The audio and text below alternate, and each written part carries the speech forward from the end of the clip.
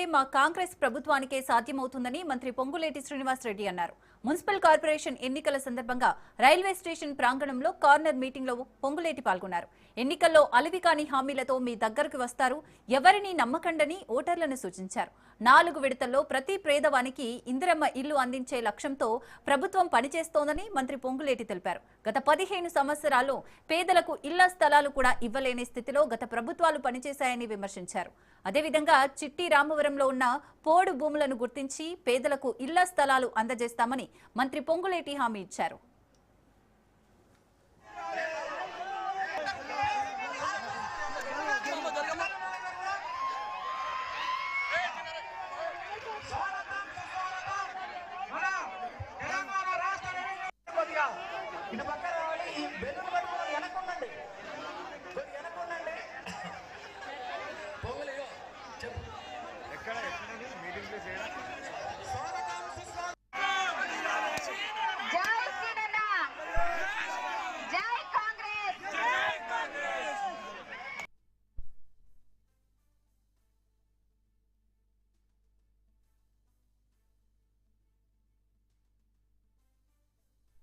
Kothagudem corporation office మీద ఎగరేసే దాంట్లో మీ ఇంటి పెద్ద కొడుకుగా నాదే బాధ్యత.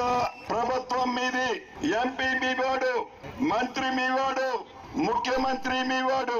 ఏ అభివృద్ధి చేయాలన్నా, ఏ సంక్షేమ కార్యక్రమాలు రావాలన్నా, ఇల్లు రావాలన్నా, ఇళ్ల స్థలం రావాలన్నా, సన్న బియ్యం రావాలన్నా, రేషన్ కార్డు కావాలన్నా, 200 యూనిట్లు ఉచిత విద్యుత్ రావాలన్నా, మీ రోడ్లు బాగుపడాలన్నా, ట్రైన్లు కావాలన్నా, బ్రిడ్జిలు కావాలన్నా, కిన్నెలు సాని నీరు, తాగు నీరు రావాలి.